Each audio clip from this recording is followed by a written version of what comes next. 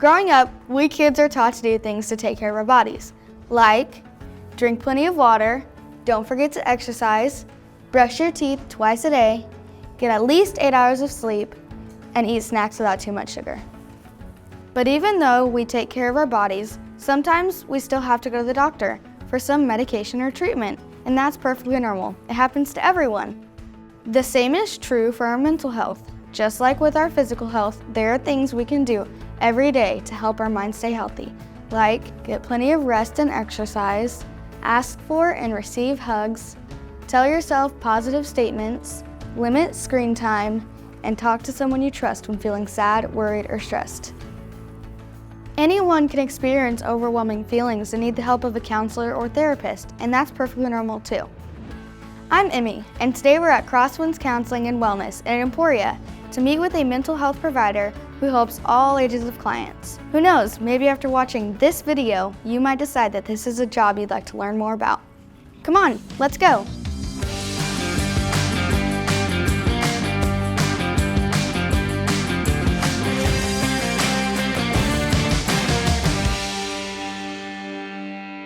I'd like you to meet Marah, a therapist here at CrossWinds. Marah, can you please tell us what therapists do? Sure, everyone has feelings. Sometimes those feelings can make us feel good, but sometimes they can make us feel bad enough that we can't do our jobs or go to school. Therapy is the process of helping a client manage difficult feelings or physical symptoms with the goal of feeling better. Sometimes difficult things happen in our lives, and talking with a therapist can be helpful. Our goal is to help clients understand what's happening within themselves that leads to them feeling and acting the way they do, and they can better understand what changes to make so they feel better. Therapists teach people to do specific things to cope with or improve their situation. The hope is that with practice, those new behaviors and attitudes become a natural and healthy response. To practice, sometimes therapists give their clients homework between sessions. Homework? Really? I had no idea therapy came with homework. It's not like the homework your teachers might give. In therapy, I give clients suggestions for things they can do differently when they experience their symptoms so they feel better. Things like how to talk kindly to yourself when you're feeling sad, going outside for a walk if you feel anxious, or taking deep breaths to calm your body when you feel angry. So, for some reason, when I think about therapy, I think about someone lying on a couch, talking to the ceiling. Is that how it works? Not exactly. I want my clients to feel comfortable when they come in, but the idea of lying on a couch talking to the ceiling is pretty old school. I usually provide my clients with a comfortable chair, and I've tried to decorate my space so my clients feel calm and relaxed when they're here. But not all therapy happens one-on-one. Group therapy happens in a larger room with many people sharing a common experience like divorce or loss. When I work with young kids, I often use play in the therapeutic process, which means using toys, games, or crafts to get kids to open up and talk with me. Games also can teach kids skills such as how to understand and identify their feelings. Do therapists give patients medicine to help them feel better? Some mental health providers do prescribe medications, but I'm not one of those. Psychiatrists go to medical school and must pass exams to be physicians and prescribe medicines, just like the doctor you see when you're physically sick. They have specialized training to identify and treat mental health conditions, often with medicines. Psychologists are trained to evaluate and use tests to assess a person's mental health, as well as diagnose and treat different types of conditions. They usually have the highest level of college degree, called a doctorate degree, but they are not typically licensed to prescribe medication. So what kind of therapist are you? I'm a licensed master of social work. So I'm similar to psychology in that I can assess and diagnose mental health conditions and perform talk therapy. As a part of my training, I got hundreds of hours of practical experience working under the supervision of a licensed master social worker. Like a master social worker, other kinds of therapists and counselors also have a master's degree plus training to qualify for a license to do therapy. Okay, so now that I know about the different types of providers, can you tell me more about your job here at CrossWinds? Sure. What makes community mental health so special is that we serve everyone of all ages and walks of life. 2 days a week, I spend time serving CrossWinds clients at our local middle school. What kind of feelings or situations make middle school students need the help of a therapist? Middle schoolers are dealing with a lot of changes within their social circles, their identity, and their families. They're adjusting to changes in their bodies that come with puberty, and they often have fears or worries involving friends and fitting in. Sometimes kids at this age just feel angry and they don't even know why.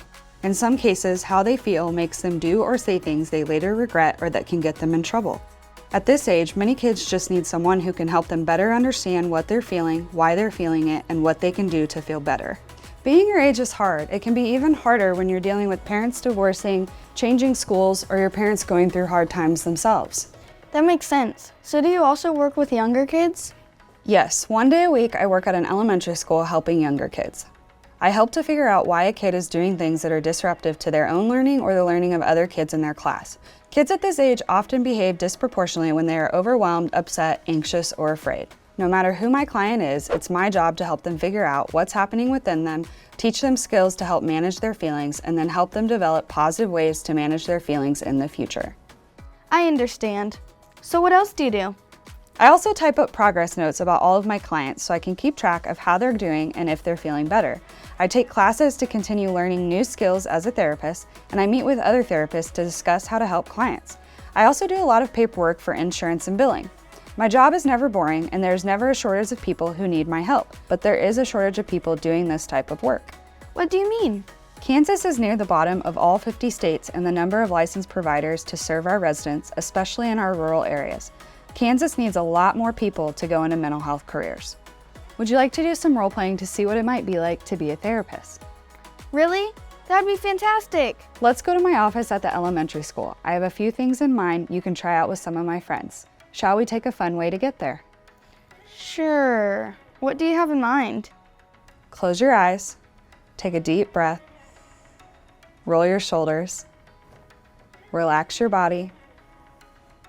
When I count down from 3 and snap my fingers, we're going to be at the elementary school. 3, 2, 1.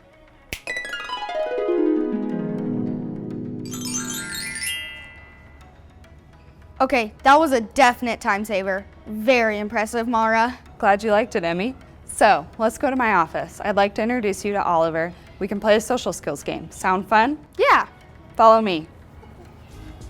Marah introduced me to Oliver. We played Conversation Jenga, which teaches social skills, patience, connection with others, and taking turns. So this game is going to work on social skills, and it's a little bit of feeling talk. So if you draw, you're going to ask him the question, and if he draws, he's going to ask you the question. Okay? Who always believes in you? Like, who has your mom? Perfect. Tell me about a time you helped another person. There was this time at the store when this little girl was trying to buy a pack of gum and she didn't have enough coins for it, so I gave her an extra $1.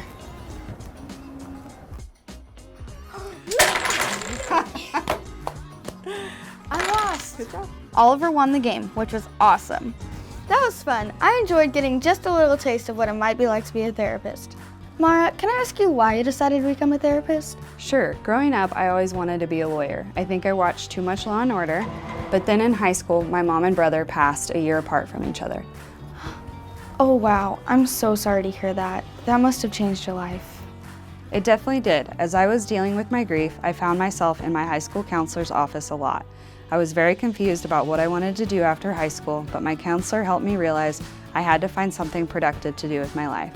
He introduced me to several social workers in the area, and I started thinking about becoming a school counselor like him. When I was in college, I realized that I wanted to help people through therapy, so I majored in social work. Marah, thank you so much for sharing your story. It's amazing how you turned such sadness in your own life into a career of helping other people. So I guess my last question would be to ask you for some advice. How can a kid prepare for a career as a therapist? Sure.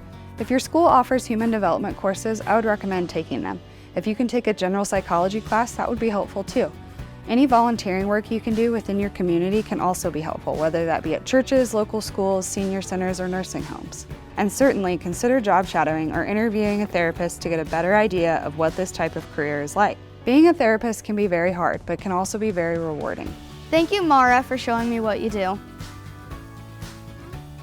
And thank you to everyone at CrossWinds Counseling and Wellness for sharing with me what it's like to be a therapist.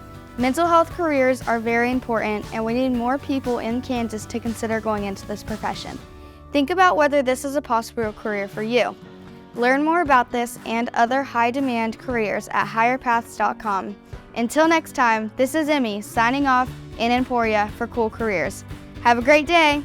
Dude, it is way too hot in here. It even smells hot. Make a silly face.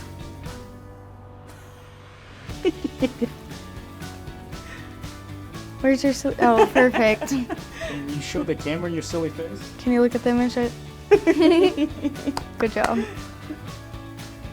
I don't know. That's my silly face. I do that a lot.